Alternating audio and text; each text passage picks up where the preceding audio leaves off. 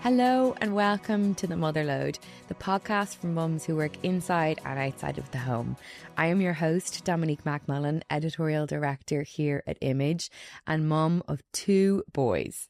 Each week, my guests and I are going to be talking about the realities of modern motherhood. And we're going to be reminding you that you are not alone in this crazy journey. Think of us as your village, because we are here to lighten the load. This week, we have a really incredible guest. Courtney Smith is one of Ireland's most well-known and in-demand stylists and creative directors, with a career spanning nearly 20 years. Her eye, her exceptional taste radar and her storytelling ability has made her one of the leading voices in Irish fashion. And she is also a mum to now 3, Zen, Bodhi and little Nova, who is going to be joining us here today. She's only a few weeks old. Today we're going to be diving into it all. The decision to have a 3rd baby, navigating career and motherhood, and of course we're going to be touching on personal style. I am so excited to get started. Thank you as always to the incredible brands that make the Motherload possible. The Motherload is powered by Peugeot and sponsored by It's For Women, Avoca and Liffey Valley. So Courtney Smith and Nova, welcome. How are you? I'm really well. Thank you for having us. I mean, sorry, the thank you is for me that you were sitting here with a 12-week-old baby. 13, just turned 13 weeks. 13-week-old baby. That is an accomplishment just to be out of the house. I think so too. It really is. Yeah. But I feel like it's very different this time around anyway. Like, had you asked me with Zen, I think, well, it was COVID, firstly, but I don't think I had left the couch or the bed at this point. I don't think I put on makeup. I think I was like deep into, what's that TV show I started watching? River something. Really cheesy, with the nurse that fell in love with the guy that runs the pub. Anyway, I don't know. I was deep into that, like season 2 at this stage. Amazing. As you should be. Yeah. As you should It's be. just, I think the by the time the 3rd comes along, you're too busy. I know. So yeah, life here I am. takes off. Well, you are looking beautiful and peaceful. And Nova, it's going to be difficult for me to not just stare at her all the time. She's so beautiful. So beautiful. She's my little koala bear. She likes to stay nestled here. So anything I do, she's coming with me at the moment. So yeah, it's beautiful. And how are Zen and Bodhi adjusting to life as a trio? they are obsessed with her, which is amazing. What age are they now? So Zen just turned 4 at Christmas, and Bodhi is 3 in like 4 weeks. Wow. So just under 4 weeks. So they are mad about her. Mad about her. Zen climbs into bed with me every single morning to give her cuddles. Oh. He's like proper, and he's like, I'm your big brother. Like, he's so proud. And Bodhi just can't wait till she's big enough to play Barbies with her. But the 2 of them just, it's okay. Hello. There you go. She's like, pay me attention. That's okay. But yeah, the 2 of them are absolutely mad about her. Mad about her. So yeah, we're very lucky, because I think I always knew Zen, he's a very sensitive soul. So I knew he would always be like mad about her. Bodhi is wild, which is actually her middle name. But she, lives up to it. Yeah. And I kind of felt with her that she might be put out a little bit. Yeah. That was one of my fears. And nothing of the likes. She is, she's absolutely obsessed with her. She is like, every time they come in from crash, or if they're out, it's where's Nova? Where's Nova? I want to see Nova. Like, their biggest fights at the moment are fighting over who gets to hold her longer. Oh, so that's so nice. And do they help? Can Zen, I suppose, could he be a little bit of a help? They're at that stage where they having like little jobs to do. Yeah. So if go you grab the nappies. Exactly. Yeah. If you kind of make it into a fun thing, or that they're being your little helper. Yeah. Can you get me nappies, or can you get me wipes? Or like, we have the little nappy bin, so they actually think that's kind of fun. So I'm like, put the nappy in the bin. That's great. I wouldn't, they're too young. Helping. Although there has been a couple of occasions now where I'm like, Zen, you lie in the bed with Nova and I'm going to quickly jump in the shower, but I can see them from the shower. So I'm like making sure nothing's happening. You got to do what you got to do. Yeah. Yeah. But no, they're great. They're, I feel like she was like the little part of the puzzle that just kind of slotted in perfectly. Really? Yeah. That's so lovely. Yeah. And I'm sure balance is a bit of a hysterical word for you right now. But what does day to day look like? And hi, she's giving me a big smile. You think balance is pretty funny now too, don't you? Big smiles. I think balance means different things to different people. Yeah. So I feel like I found my own version of that. Like it is a laughable word, because if you're talking about balance between, work and babies, like I work for myself, and I've already been on set with Nova. Have you? Yeah, so I had her on set when she was 10 weeks old. Wow. And I was doing a 2-day campaign for a client. But again, it's a client I've worked with for years. And really, when I'm on set, that's kind of the best part of my job. Like the hardest part is the prepping beforehand. But I was prepping before she was even born. Yeah. So for me, the balance part is, well, like, okay, there is no balance. Like, I almost think it's a dirty word, balance, at this stage. I feel like your priority will flip-flop. Yeah.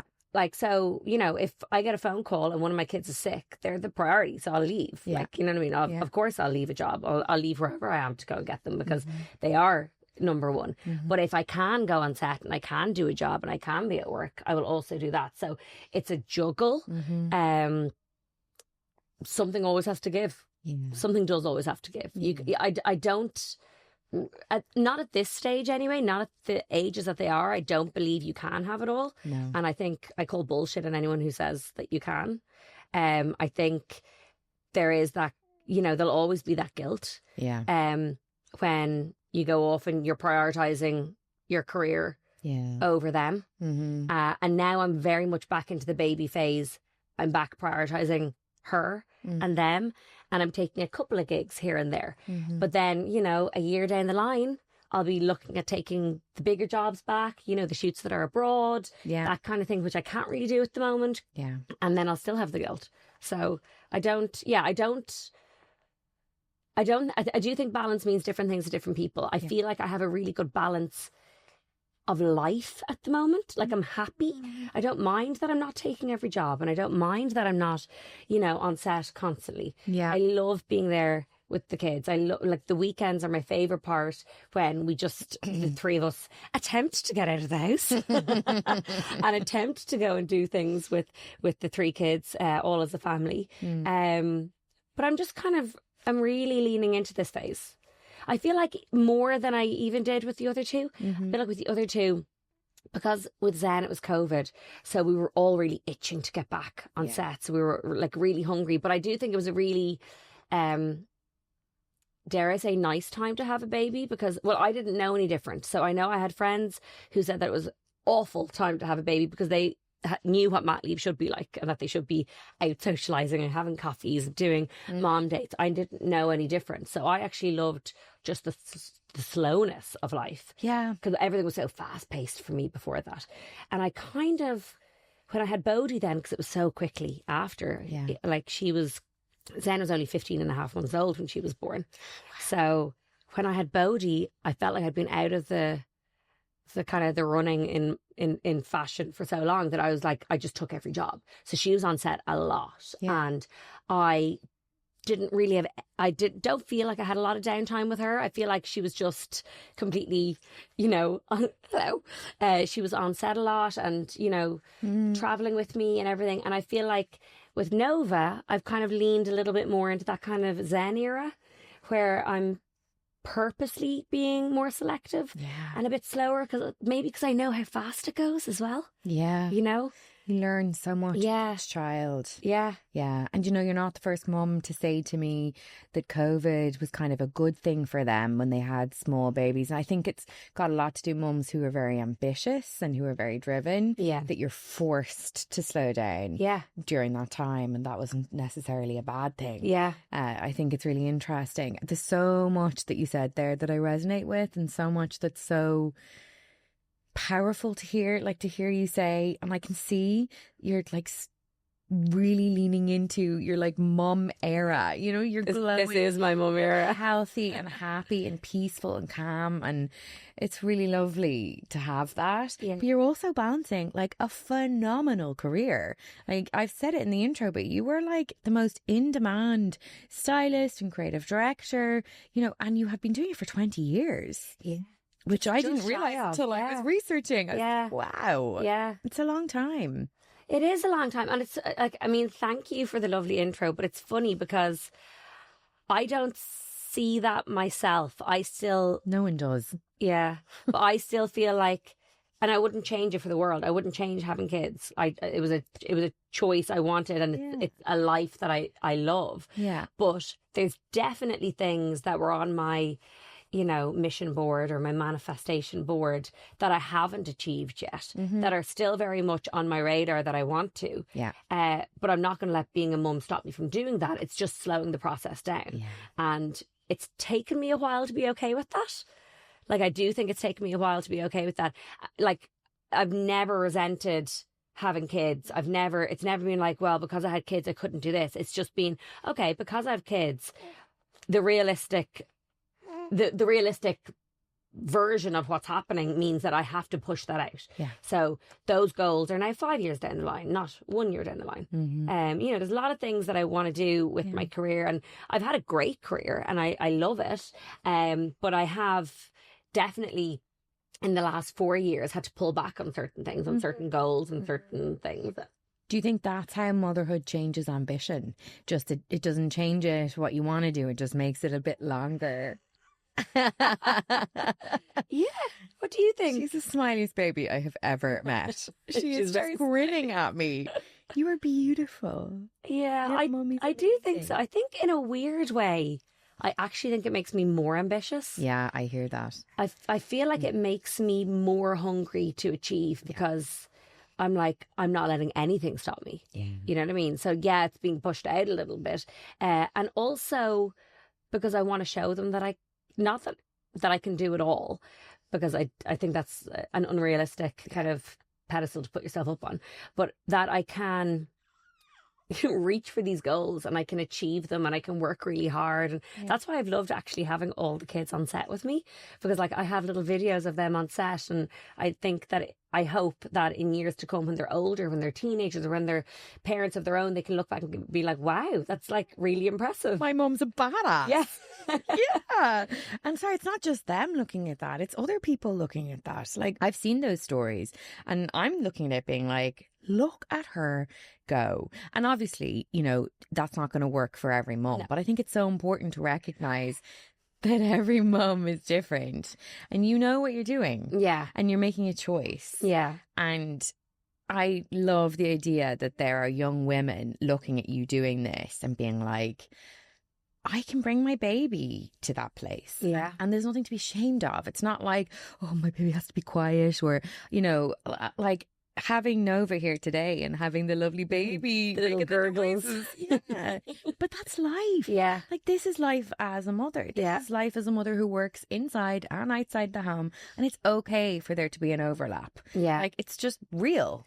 And I think it's great. I do feel like, obviously, I work in the creative industry, and very often, more often than not, I am the boss on set. So I'm like, apart from my client, the person who hired me to be there, but like, you know, in terms of like everyone who's on set. So if I say I'm bringing my baby, the only person that could say no is the client. And I'm very lucky that I've had so many clients that are very supportive of me, because they know I'm still going to do the job. And if anything, I'm going to do an even better job, because I'm going to be overly proving myself that I can do both on the day.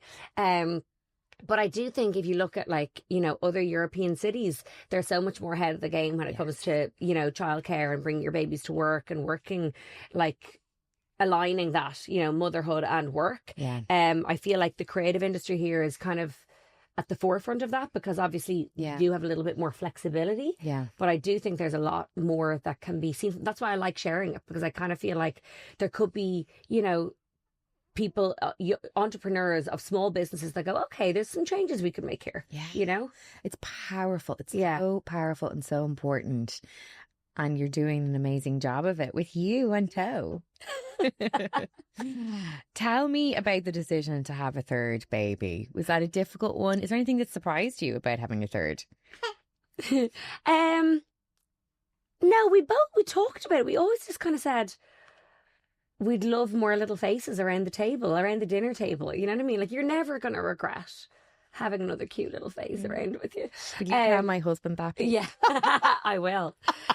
We knew, obviously, financially, you know, it would be harder because obviously it also takes me out of like the work capacity of what I'm doing. So obviously I can't make it. Actually, ironically, the year that I had Bodhi was my best ever financial year. No. But because that's what I was saying, I was so busy with her. Yeah. I brought her on set all the time. I said yes to all the jobs that I wanted to. But as I'm also saying, I'm leaning into just kind of the motherhood era this time round, and I'm being very selective with the jobs this year because I just know how quickly it goes. But you know, obviously there's going to be a financial hit. We also, one of the things we'd never really thought about was that we only have 3 bedrooms, including ours. So Zen and Bodhi are actually going to start sharing a room. Oh my God. This summer. I can't wait She'll to see be how that interesting. goes. Yeah. Won't it be interesting? I might just put her on the boob. Is that all right? Yeah, of course. Hello, we're just going to have a little drink, aren't we? I'm thinking about putting mine in a bedroom together as well. I'm chaos, but like cute chaos. Cute chaos, yeah. Listen, it's not a huge amount of sleep happening anyway, so we may as well just go straight in. Talk to me about mum guilt. Is that something that you ever struggle with? I find that a really triggering, really a phrase that really actually very frustrates me because I think it puts emphasis on the mother. The mum guilty. Yeah. You know, when... Well, they're definitely like, hello. I'll give you... This morning, for example, I have baby brain as well on top of everything. But I was dropping Zen and Bodhi to creche, and we have this little app in the creche. They'll update you on things, but like I haven't been looking at that. I'm too busy. You've had a lot on your plate, yeah. So I dropped Zen to creche this morning, and he walked in, and all the kids were in fancy dress. Oh, God. All of them, apart from Zen. His bottom little lip starts quivering. And I look around, they're all in costumes. He just looks at me and he goes, "It's costume day. I forgot my costume." Now, we only live like 5 minutes from the creche. So I was like, okay, but he was gone. Like, the tears were rolling. And I felt so bad because I was like, that's my job to know this stuff. But obviously, it just, so many balls in the air. And I obviously ran home, got him a costume and brought it back. He was like literally waiting at the window for the morning, like hands up against the glass. And like, that was proper mom guilt in a different kind of way. But it was like, I was just like, why did I, like, I should be on top of it. No. But I'm not. Like I said, that's the perfect example of balance. Like, I don't have all my shit together because it's impossible. It's impossible. You know what I mean? It's absolutely impossible. Has all their shit together. Yeah. And I don't think there is a mum listening that won't have forgotten costume day at some point. Like, it just happens. Yeah. Do they not have spare costumes in the school? I'm sure they do, but like, you know, kids, they're like, I wanted to be the fireman or whatever it was. So I went home, got the costume, and it was fine. It was all fixed. But like, I actually got into the car and started crying because I was like, I am a shit mum. Yeah. That's what I felt like for that fight. I'm going to cry just thinking about it because you just... They're such small things, but it's so big to a 4-year-old. And I was like, how did I not have that in my diary? You know what I mean? How did I not have that written down? Like, such a small thing, but means such a big thing to them. So yeah, I feel the mom guilt all the time. There's like but it could be the smallest thing like that. It doesn't have to be a big thing. I know. It doesn't have to be leaving. Like, I remember actually when I was pregnant with Nova, I was meant to go to Copenhagen Fashion Week last August. And it was literally the night before. And I had a panic attack. I've never had a panic attack in my entire life. And I'm sure part of it was like pregnant hormones. But it was just like I remember Zen was like, "Are you going on a plane again or something?" Yeah. And I was just like, because I'd been away quite a lot. I'd been doing fourth arc campaigns abroad and you're gone for days. And I just kind of had this like panic attack in my, and I'd never experienced it before, but I was having the heart palpitations and I was bawling my eyes out. And I was like, is this mom guilt? Is it a panic attack? I didn't know what it was. And I just decided not to go because it wasn't it just wasn't worth my headspace. And I was like, if I go all the way over to Copenhagen and I feel like this in Copenhagen, it's not worth it. No. And I just had to make that decision at the time. But it is just something that pops up every now and again. Yeah. It's not something that I deal with on a daily basis. Yeah. Because I do think I'm doing a good job. You're doing an excellent job, Courtney. And when I dropped the costume in today, Sarah's like, "You're the best, mommy." Oh no! And I was like, the cheers are coming again. But like, I know I am doing a good job, but like, it doesn't mean that you don't get these pangs of like, or if, you know, they're both in creche at the moment, but like, and they love the creche. There are certain days that they just, you know, cling onto the leg and you're like, and like, there'll be certain days that if they were really upset, I'd be like, okay, come back with me. It's not, there's nothing going on. Like, it's fine. But if I have to go to work or I have to be somewhere and they're being like, you know, the little hands are being like peeled off you, like, you're like, what am I doing? This was me yesterday. Yeah. Me yesterday, Kai literally said to me, I was explaining I was going to be gone last night. Yeah, no, Kai said to me, "Mummy, you're always gone at the moment." And then dropping Freddie off to creche, crying, hanging onto my leg, like the whole works. And I went in the car and sat there and cried. Yeah. Yeah. But you can't win, really. Like, No. you know, it's one or the other. There's always going to be a something sacrificed. And it's so hard not to beat yourself up, but also you really can't beat yourself up all the time. Yeah. Then where are you? You know, you're just feeling miserable. And actually, it's not your fault. Like, it's the way this is all set up just doesn't make any sense. No, it really doesn't. You know, you're set up to fail. Is that right? Yeah.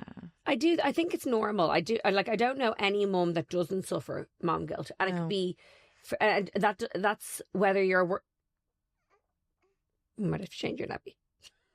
So we are back after a quick nappy change. A little sup of water. We're ready to go again. All feeling fresh. We talk a lot about the village when it comes to motherhood. Yeah. And actually the reality is a lot of us are raising our kids in kind of isolation. Do you have a support system in place? I do. How important is that to you? I do. My parents live about 6 minutes down the road from us, and they are absolutely brilliant. And actually, funnily enough, obviously Zen was born in COVID, so for a lot, and I was one of those like, don't visit my child. Like I was very strict about the whole thing. So I did do I did all of that on my own. I felt like, so like with him, I didn't really have anyone, because I couldn't. Yeah. With Bodhi, I feel like I was very determined to show that I could do it all. Like I said, I had her on set all the time, that kind of thing. But then with Nova, like, and don't get me wrong, they were fabulous with both Zen and Bodhi. But I feel like with Nova, I'm in a place where I'm much better at asking for help. Yeah. And I don't know, is it because she's the third child, because I need more help, obviously, because I've got 3 kids under 4. But I am much better at asking for help, and they are so willing to give it. They love spending time with their grandkids. And sometimes it's not even for Nova. Sometimes it's just, you know, it's a gorgeous day outside. It is a lot to get, like, we live right beside the beach and the kids love the beach, but it's a lot to get all of them onto the beach. We do it as much as we can, but sometimes it's just like saying to my parents, would you mind taking them to the beach for an hour, the other 2, and letting them get some air? Hello. That's amazing to have that support. Yeah, no, they're brilliant. And we have our friends are amazing. Like I have a lot of friends with young kids that love to come over and just playtime. Yeah. And like we'll do that at the weekend. As a mum, the reality is you spend a lot of time in the car. And whether you're juggling work, home, or both simultaneously, you need a car that just makes life easier. The other Image mums and I recently test drove the Peugeot 3008 and the 5008, and honestly, we were genuinely impressed. They're spacious, big enough for car seats, school bags, sports gear, with clever storage and really innovative tech. Plus, they just feel great to drive. The 3008 SUV is a perfect mix of style and practicality, while the 5008 has the extra space and 7 seats if you need them. Whether you've got babies, toddlers or teens, Peugeot has thought of everything. When life is non-stop, you need a car that keeps up. And honestly, Peugeot just gets it. I think there's a lot to be said for parenting with your friends. Yeah. It's something that's taken me a long time to figure out, but it's something that I love doing now, is just like not making a big deal of it, not being like, I'll cook a meal, or, you know, it doesn't have to be anything fancy. I just say, just come over. And we can just be in the chaos together. Yes. And like, come in your leggings, and you know what I mean? There's no pressure. Yeah. Just be us and just do what we're doing separately together. Yeah. And now my two are getting that little bit older. Now I can maybe make a little meal for everybody, you know, maybe depending on if anyone's having a tantrum or whatever. But it's really nice to be together. That just togetherness makes a big difference. Yeah. My version of that is you're just getting pesto pasta. Yeah. That's all you're getting. Yes. There's no way I'm going to attempt making else. Or maybe I'll all the kids waffles. love waffles or pesto pasta. That's about. But it's lovely being able to do that. It's like just having and a lot of my friends' kids are all different ages, like from the age of like 8 down. But the 8-year-olds like love the younger kids, so they come and they're like, they kind of feel like they're like minding them a little bit, and it's lovely because it's kind of your way to catch up with your friends, but also they kind of feel like all their friends' kids are cousins. Yeah. Even if they're not, they kind of like, oh, it's my cousin. Like, it's not, but okay. Yeah, we'll call it that. Lovely. Yeah, it is. It's a lovely way. That's definitely part of my village. My friends with their kids. Yeah. My parents are amazing.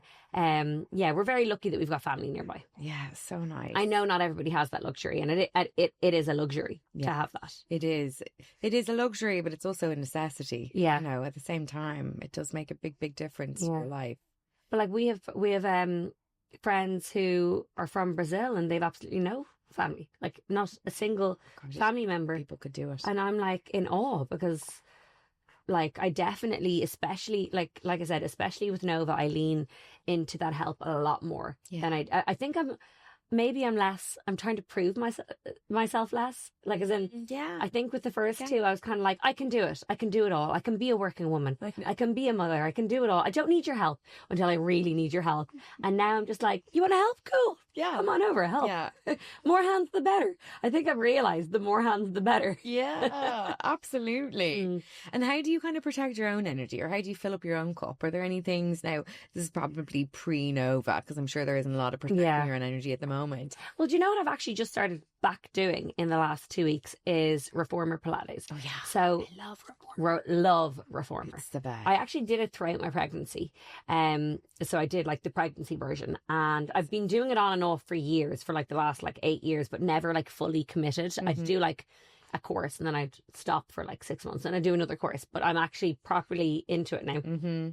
And my mum just said to me, again, that village, she said, right, you need to book me for an hour every week, book in for a session, and I'll come over. You feed Nova before you go. And there's one now locally to me, which there wasn't before. So I know I'm only 5 minutes down the road. And that's the thing. She's exclusively breastfeeding. She won't take a bottle. So I have to be nearby. Yeah. So that's my hard bit, actually, because the other two took a bottle. Did they? Yeah. So they would take expressed milk, but she won't go near it. Hates it.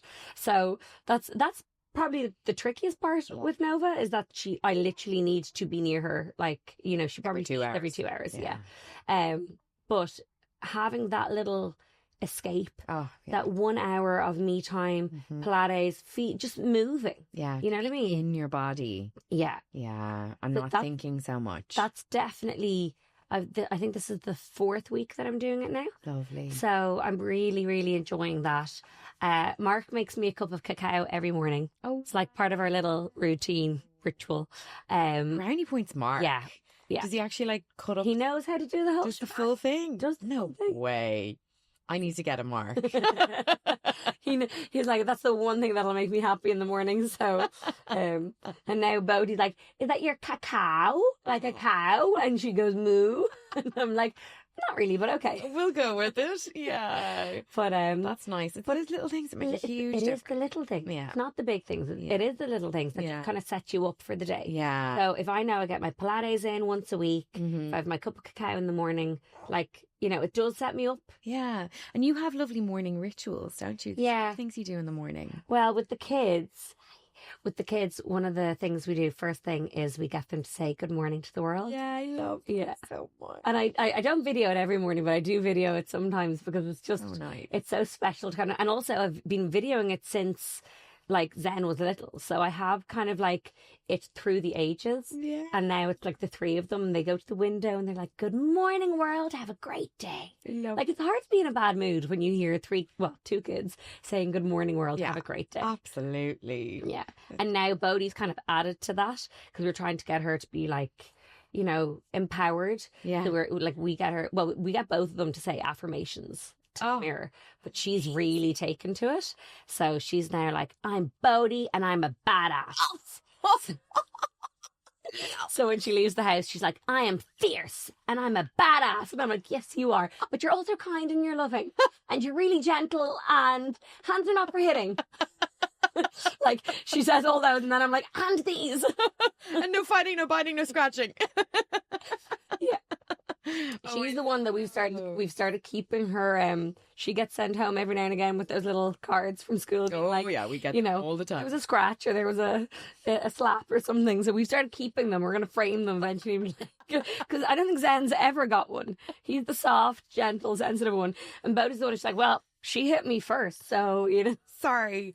I love that. That's the kind of women we need to be raising. Oh, she's sassy. That's it. She is. She's fierce. I love it. Oh, I love it. Bodhi's my kind of gal. My kind of gal. Talk to me about, I want to know about your career and whether that is something that fills up your cup or ever feels like something that is quite draining for you. Because it's something creative. It's something you love. Yeah. And I'm in the same position. It's definitely something that fills up my cup. Yeah. Like, I love doing what I do. Yeah. And I get excited. I think my favourite part is being on set. And then my second favourite part is seeing the results. Oh, yeah. But I actually love being on set because that's the buzz. That's the creative part. Yeah. The one thing I will say is that as I've gotten older, like, you've known me from editorial days, and like from doing the magazine editorials, that was always my favorite because it's the most creative. Yeah. Because you can really just go for it. Yeah. But really, since COVID and since becoming a mum, like, the editorials that I choose to do are few and far between because, you know, it's just not a very well paid part of my job. And I do have to kind of make those decisions as well based on, like, you know, well, I've got like crash fees and I've got a family to raise. So, like, if it doesn't, I want it to creatively fulfill me, but it also has to financially make sense. Of course. So I've done very few editorials since I've had the kids, and I would love to be able to do a few more, you know, and I feel like once I get back into like fully working where I'm like back full time, I feel like I'll be able to do a few of those because just to creatively, you know, put the foam on top of the cup, let's say. But I really, really love what I do. And I feel very lucky. And I kind of can dip my toes into different avenues of it because I've got, like, you know, the YouTube channel that I was doing, Closet Confidential, where I was like talking to people about clothes and their personal style, which I love. Oh, great. Yeah. But then I get to do the creative direction for brands, and I get to kind of help them, I suppose, like, project the world who they are and what they are, and I get to kind of be very creative and fulfilled that way as well. So, like, I do feel like because it's so varied, it keeps it very interesting for me. Yeah. We'd switch gears a little bit. Go on. I want to talk about grief and parenting. Yeah. It's something that I know quite intimately. Yeah. We DM'd each other quite a bit. We did. Yeah. We talked about it. Yeah. And it's really difficult, I think, to explain to people. There's something heart-wrenching about holding space for grief while holding space for new life. Yeah. Which are two weirdly similar very things. Synced. Yeah. Yeah. Can you talk to me about, you lost Darren Lacken, the beautiful, gorgeous Darren Lacken, when you were pregnant with Bodhi? Yeah. Yeah. So Zen was about 11 months old. So it was, I was in my second trimester with Bodhi, and Darren passed away, who was like, if Mark is this arm, Darren was this arm. He, like, we did everything together. Two peas in a pod. And he passed away, and only like 3 days earlier we had dinner with him and his partner, and I basically said to him, I was like, "You're gonna be godfather," and like I told him Bodhi's name, but like Mark wasn't on board with the name at that point, so I was like, "So you've got to help me get like Mark on board with the name and everything." So it was a big shock, and it was like turned my world upside down. Yeah. You know, and I had to take time off work. I cancelled all my jobs. Like I just couldn't, the headspace wasn't there. I was obviously hormonal and pregnant, but I also had a baby because like Zen wasn't even one at this point. So I had a baby that needed my attention. I had my own body that needed my attention. And with grief, you don't want to eat. You don't want to do anything. You barely want to get out of bed. The only reason I got out of bed was for Zen. And then when Bodhi came along, it was like the happiest and the saddest moment all linked, because Darren was the first one I called after Zen was born. So you're kind of like, I was ready to message him. I was ready to be like, you got to meet your goddaughter, but obviously knowing that he's not there. So it was a really tough time. It still is a tough time. Like it's a really interesting one because we talk about him all the time. And the kids have grown up knowing Uncle Darren. Yeah. And I do genuinely believe, like, not to get too like spiritual here, but like I do believe that he visits the kids because they're like, Mark only just said to Bodhi the other day, and he's like, and who's your favourite auntie and who's your favourite uncle? And she just goes, Uncle Darren. And it's not like we say him enough for that to be her answer. You know what I mean? Yeah. And I'm just like, I'm there. He's there. He's whispering that in her ear. You know what I mean? Yeah, and some of that I find really comforting as well. It's super comforting. There's a real comfort in that, but I would rather he just is here, you know? Yeah. And like, he was amazing with kids. He was just so great with Zen, but like kids just adored him. And it's just kind of like, he is the missing piece of the puzzle, because you just like, anytime something big happens, like a birthday party or something, I'm like, he should be here. He should be in these pictures. He should be knowing these little humans. It doesn't necessarily get easier, but you do learn to live with it. You know what I mean? And yeah, I don't really know how to put it into words. It's a really strange, like, it's not something I'd wish on anybody ever to experience, like grief so close to birth, or grief linked with a pregnancy, or with, like, I think as well with Bodhi, because I'd literally just asked him to be godfather, and like his partner Mark is Bodhi's godfather, and like that was, I was like, we'll keep that closeness, keep that link, and he's the most incredible godfather. And like, I love that Bodhi like thinks of Darren and thinks of him, and like, we see him, he comes over all the time and has dinner with us and sees the kids, and he's got this really special bond with Bodhi, and it's all just really gorgeous. But it's just, there's just always this lingering sadness. I know. I heard someone talk about grief once, like when you lose someone, it's like your pockets get filled up with stones. You always feel that heaviness. Yeah. But over time, the stones rub against each other and they become more rounded. So they're less sharp and more rounded and more easy to carry. But still there. But you're still carrying them. Yeah, that's a lovely way to look at it. Yeah, it was quite nice. Yeah. I do think as well, like, to use somebody else's quote again, it's like, is that grief is the love that you didn't get to share with them. Yeah. And I think because he was such an integral part of my life, he wasn't just a mate. Like, we worked out together every morning. I would phone him. I was his alarm clock. I would phone him and wake him up. You know what I mean? And then we had offices right beside each other, and we'd go into work after working out together. And then sometimes I'd go and get ready in his salon together, and then we'd go have breakfast, because we used to work out really early. So before everybody else was even in work, we would have had breakfast. I remember that. Yeah. Crazy. Yeah. And then and that was just like on a day-to-day basis. That's not even talking about all the holidays we went on and the dinners we would have. And we also worked together. So like, you know what I mean? He was literally, like I said, my right arm. We have matching tattoos. The little, so it's like, and it's funny because I actually don't like the tattoo. We were a little bit tipsy when we got it. And I remember he used to say to us, like, I'm going to get that removed. I don't like it. And now I'll never get it removed. No. You know what I mean? Because it's my little link to him. We're going to be a little quiet now because Nova's going to sleep. We talk about how motherhood changes us, and grief also changes us. How do you think either of those or both of those combined has changed you as a person? Oh, I know. I definitely think I am a soft. She's like, hello, I'm back. I do think I'm softer, probably both from grief and motherhood. Yeah. I was always a bit of a boss bitch. You know what I mean? Like I was always like a go-getter, and I probably lacked a little bit of softness.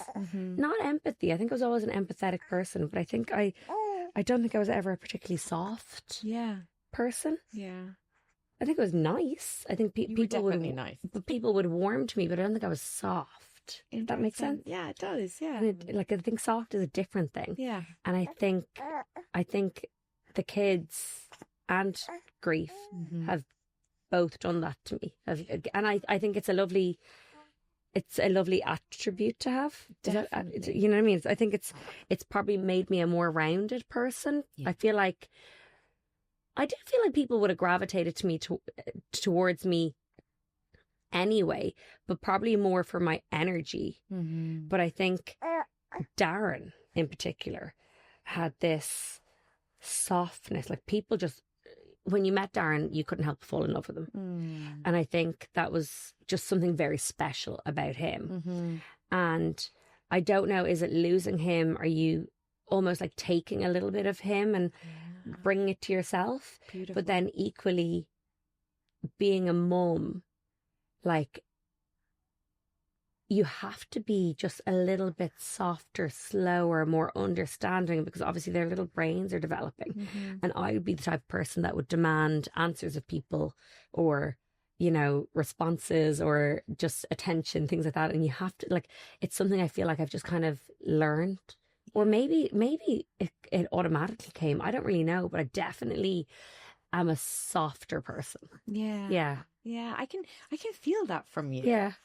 Thanks, I can. There's a really lovely chill energy off you that feels different. Yeah. Yeah. Yeah, because you've known me. 3 babies. Oh, little lady. Come on. Okay. Do you talk to the kids at all about resilience or death or emotions like that? Well, yes and no. So our dog Lexi actually got cancer last year, and because of that, we didn't really know. Like, we were trying to kind of tee them up for knowing how sick she was, because we weren't obviously sure what was going to happen initially, and we would just kind of like gently be like, okay, so, you know, Lexi's really sick and you have to be so gentle with her, and like that kind of thing. And like, it's almost like they have more of an understanding of it than you realise they do, because then Zen would just come home and be like, is she going to die? And he'd come out with something really like abrupt, and we'd be like, oh, where are you getting this from? But like, it's like they pick things up. Yeah. And you know, he did randomly, and again, I don't really know where it came from, he started asking about heaven, and you know, it's a tough one. But like, they could also be very intuitive. Like, he said, because he does ask, like, where is Uncle Darren? Because like, we talk about him, and then he'd be like, I love Uncle Darren. And then he's like, where is Uncle Darren? Because he realises we've loads of photos of him. Yeah. So he knows to point out what he looks like. Or if he'll, like, sometimes he might see a video on my phone that's like Uncle Darren. He knows it's Uncle Darren. And then there was one day we were like in the car, and his Mark's mum loves to go on cruises. And I saw a cruise ship, and I was like, oh look, there's Mimi's cruise ship, like, look, she's out going on her boat. And he goes, that's not Mimi's boat. He goes, it's Uncle Darren, and he's on his way to the clouds. And I'm like, wow, what? Like, where did they come up with these things? But they're listening to certain things, and they're making their own kind of intuitive conclusions from it. So I think they understand a lot more than we definitely choose to believe. Yeah. I haven't gone into the he knew that, like, from Finding Nemo, he knew that the fish floating up was dead, but I don't think he really understands the full extent of it. Yeah. We do, like, as in, you know, when it was Darren's birthday, we were like, it's Uncle Darren's birthday, and they were like, let's bring him a cake, and he's like, well, he's in the clouds, remember? And they were like, let's send a cake to the clouds, and I, like, they can grasp a little bit of it, but I don't know how much, and I don't know how much I want I know them to, because the reality of that is very painful. I know. I don't know if they ever will really understand that until they go through Losing somebody. Yeah. You know? We had the same thing. Kai wanted to get a jetpack so he could go and see my dad in heaven. And then for a while there, he thought that he was in Devon in the UK. Which was a complicated thing to explain. Yeah. No, it's a real fine balance. In explaining but not freaking them out. Yeah. Someone said to them that my dad had fell asleep, and then they were terrified of falling asleep. Yeah. For a while. Yeah. So anyway, it's a hard one to kind of navigate. I think you just have to. The way I'm doing it is I'm leaning into when they're asking the questions. I'm not pushing it on them. Really, but if they come with something, yeah, we'll answer it. Yeah. But I'm not like, do you know what this is? Yeah. Yeah. They're still so young. Yeah. I mean, those questions are going to so come. Small. Yeah. I'd love to talk about personal style. Oh, yes. Yeah. Please, let's. I have Courtney Smith here. How could I not? Obviously, personal style is such an essential and fun and brilliant form of identity, and a way to express yourself. But I think especially in motherhood, it's something that is so lost a lot of the time. But not with you. I feel like I see you and I'm like, oh, you look so good. Like, you go for your walks, and you definitely still have a sense of personal identity through your style. Yes and no. I feel like, obviously, you know, what you see is probably mostly what's on my social media. Yeah. And that's what I'm choosing to put out there. Yeah. I'm not putting me up in a, you know, dirty tracksuit, which is, you know, most mornings, realistically. I honestly, if the crash teachers saw my social media, they'd be like, what? That is not what she looks like when she turns up here. You know, I think, you know, and it's not that I'm trying to be fake either, but I mean, my social media I almost use it as something for me to look at as well, and you know, look back on and see nice things. I don't want to share. My page is not like the realities of motherhood page, which I love other people for doing. Yeah, but that's not what I use my page for. No, either. And I don't want to put me up in a dirty tracksuit because I don't like it doesn't make me feel happy. So yeah, even today, like I used today coming to see you as an excuse to put on my nice cardigan and my nice jeans and my new Uggs, and you know, but this to me isn't great. But it's not the epitome of my personal style, because I also have to use things that are wear things to me that are, you know, breastfeeding friendly. Yeah. I have to think about that. Or, you know, everything. Yeah. It changes everything. You know, I love bodysuits and I love wearing like cute little frilly blouses, but they're not going to be comfortable for her to be leaning against. Yeah. So I'm basically in t-shirts most of the time, or jumpers, or things that are comfy for her to be like pressed against, because she's a little koala bear, as you can tell, and she likes to be very close to me. You're very tired, aren't you? So I'm not in my, like, I'm trying, like, I'm still wearing my clothes, like I'm wearing my nice cardigans and like things like that, so that I feel good. But like I too have, you know, absolutely done that, lost my sense of style. Can't wait to kind of, you know, refresh my wardrobe and go through the clothes that fit me and different things like that. I think that's almost like a rite of passage when it comes to motherhood and new motherhood. You know what I mean? Losing your pink with the flamingos. Yes. Yeah. And you're wearing pink. I was saying to the team before you came in, I was like, I feel like I'm like channeling Courtney. I definitely have a suit like that. Yeah. I do. I think I picked it subconsciously. I love it. I love it. Courtney suit.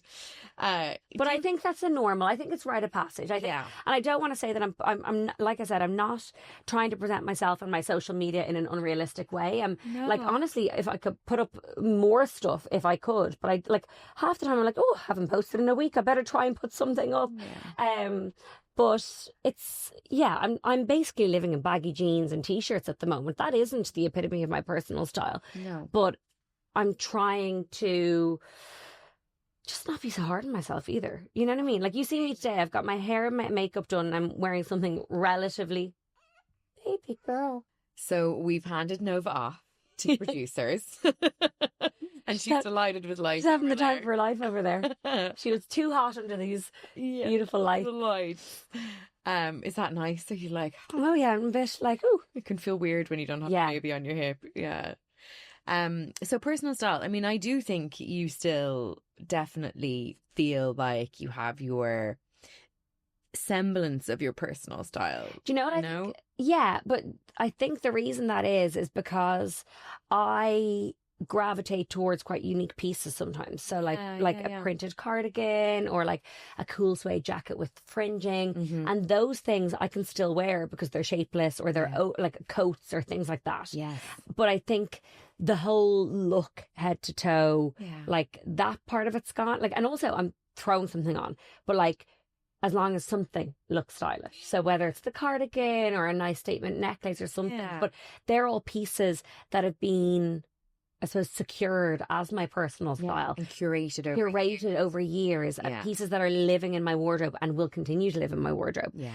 I'm not like, the basics are the bits that I'm kind of struggling with. So like, because I'm in between sizes and I'm, still breastfeeding. So I'm trying to wear comfy things and things like that. But like, essentially, my favorite pieces are the ones that I can grab and, like a Hayley Menzies cardigan or something like that feels very unique to me and my style. Yeah. Would you have any advice for women maybe who have struggled with that, who are just like, I mean, my main piece of advice, I think, is to take it easy on yourself. Yeah. I remember saying to someone, like, she was like, I want to go shopping, I want to buy things, but again, it's the size problem and it's the, all I really want is leggings and a t-shirt. I was like, buy then colourful leggings and t-shirts. Yeah. Like, buy colour combinations that make you feel good rather than just black. Buy like a pink and a purple and clash them.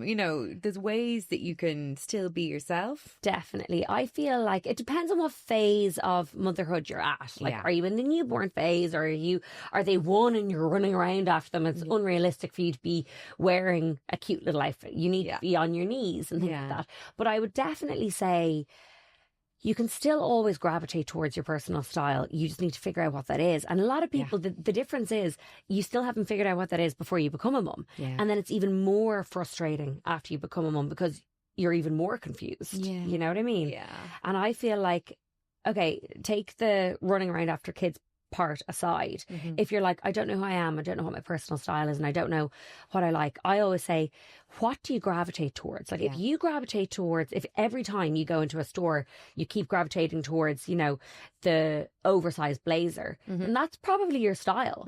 So you need to start looking at maybe more unique versions of that. So you're not just buying the same thing over and over again. You don't have 5 black blazers. Like you said, get a bit of colour in there. Or maybe find one that has a print or a slightly different shape. And maybe then go and look at Pinterest and put into Pinterest, oversized blazer, and use that as almost your kind of reference point, because it'll come up with different styling guides on it. And you can use that as a guide of what pieces that are probably already in your wardrobe. Yeah. Because it's always key pieces with basics is essentially what the most stylish people are wearing. Yeah. You know what I mean? Yeah. So half the time it isn't that you need an entire new wardrobe.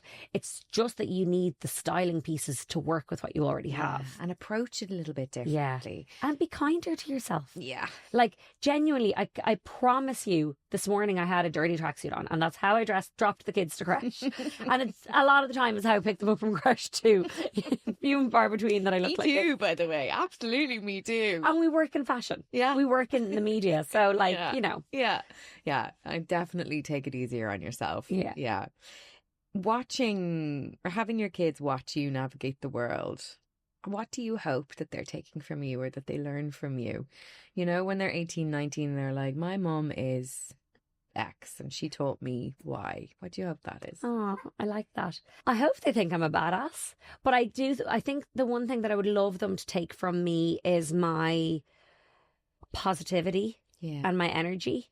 It's something we definitely like try and kind of show them. That's with the mantras in the morning. Good morning, world. It's going to be a great day. Like, it's hard to be in a bad mood when you start the day saying it's going to be a great day. The affirmations that they say into the mirror.